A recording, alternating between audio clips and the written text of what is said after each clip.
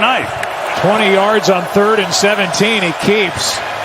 He fires to Morrow, and he's picked off. This game is over. Well, it happened.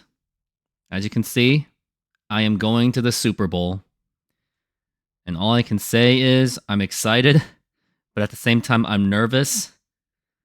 Mostly nervous because I feel that if I don't win this championship, it will just throw away everything I did throughout this entire season and the difficulties and the grinding that I had to do just to go from a 1-5 start all the way to the Super Bowl.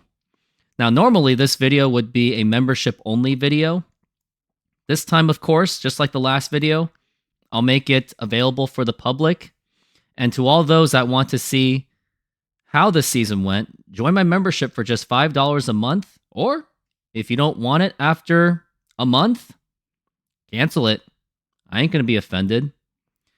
And to all those that actually did follow my fantasy football season by being the member, I just want to say thank you for being a part of it. Your donations are very appreciative. And let me point out who my members are. I got Mr. William. Thank you for being a member.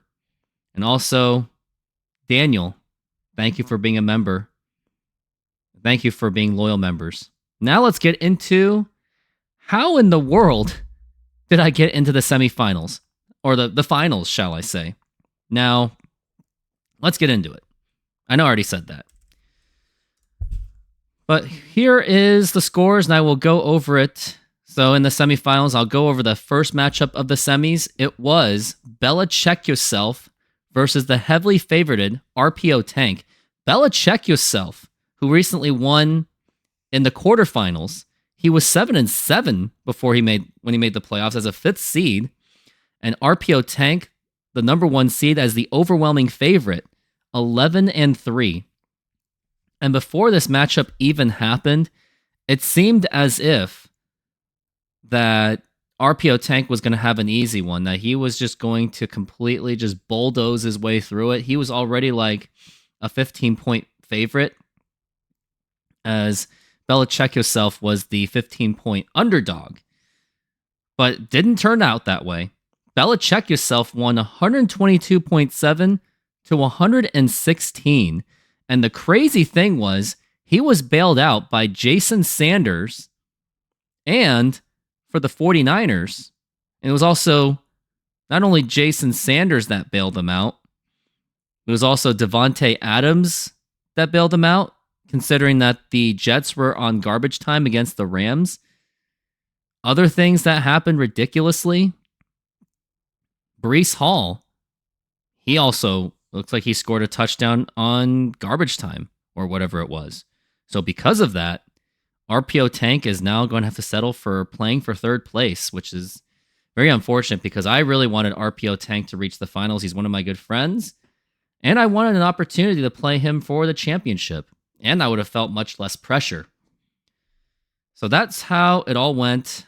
And I mean, he had things going. He had Pat Mahomes was playing pretty well. Saquon Barkley looked like he was going to carry the team, but what really killed him was the 49ers defense, as they scored at -2 against the Dolphins. Happened out of flukiness.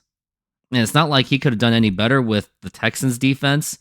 And did he leave anyone on the bench that was critical? He left Keenan Allen and Jamison Williams. So had he put any of them in there, rather than Jerry Jeudy or even Drake London, he's in the finals. So unfortunately, as much as it was possibly bad luck, it was also not exactly the best lineup selections either. So RPO Tank, good luck to you trying to finish for 3rd place. And now, my matchup. Rooftop Koreans myself against it was CD's TDs, and now he changed his name to Skull Emoji, basically means dead. I was actually a 15-point underdog. Like, I had everything going against me. Like, I did not have any business winning. I really did not. He had Vikings defense that could have done more against the Seahawks. He had a decent kicker for the Vikings. He had CeeDee Lamb. A lot of things should have happened. He had all the tools in place to win this game. And randomly, Even Brian Thomas scored. And I was actually down by 20 points before going into the semifinals. Or, I'm sorry, going into Sunday Night Football. And all I had was Brandon Aubrey, and he had CeeDee Lamb. And I actually netted positive 4 points when Brandon Aubrey carried my team with 21 points, while CeeDee Lamb only had 17.5, but to his standard, he should have scored at least 30 with the way he was playing.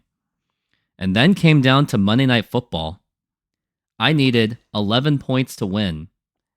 And the way that it started, it seemed that the Saints offense was going to play extremely conservatively.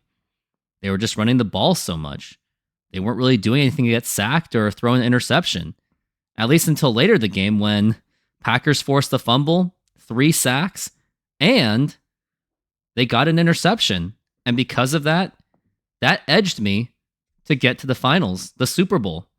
I won 156.5 to 151.9. So me and these fluky, lucky victories. Other people to credit, Jared Goff, James Cook, Amon-Ra St. Brown, Jackson Smith, and Jigba. Those were my big shots. And I really should have lost this because I made terrible lineup decisions.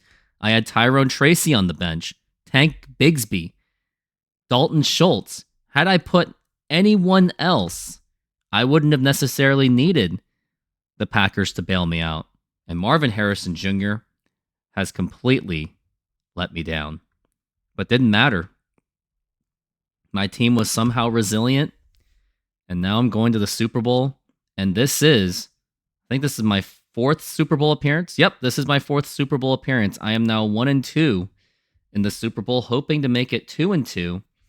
So that way I don't have to brag about my 2022 fantasy football champion. Well, at least I'm 2022 fantasy football champion.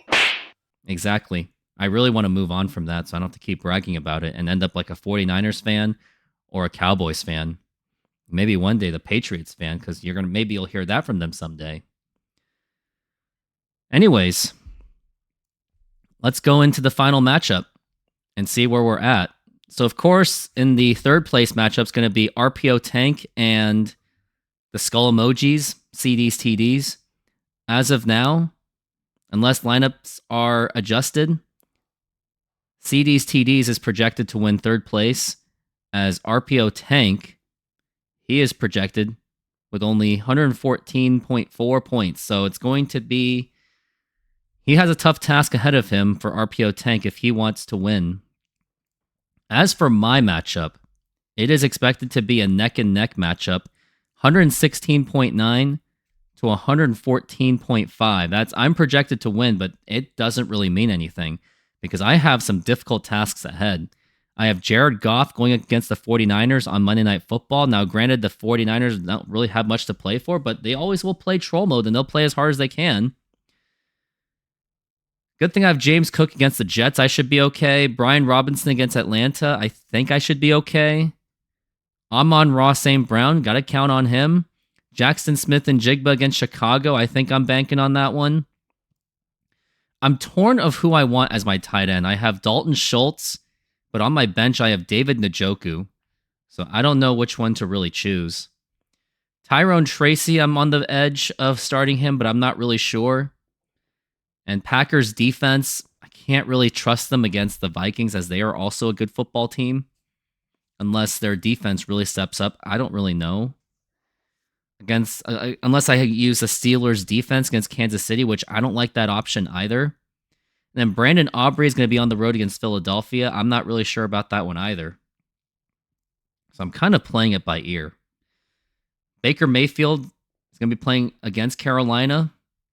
Breece Hall at Buffalo. I think I might like my odds on that, but I'm not really sure. Buffalo's defense has been known to give up quite a bit of points. Could go either way. Rashad White against Carolina. I'm nervous about that. Malik Neighbors against Indianapolis. I don't know. Jalen McMillan against Carolina. Don't like that. Cole Kmet. I don't know. Devontae Adams against Buffalo. Maybe. Broncos defense against Cincinnati. I'm pretty sure he's not going to use that one, but I'd be okay if he does.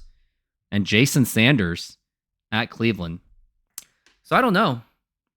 I think he actually might have the edge just simply because he has more favorable matchups than I do, but it's football, so I don't know what to say.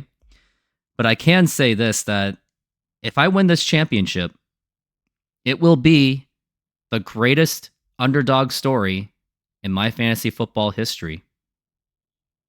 But if I don't win, it will be one of the most humiliating losses.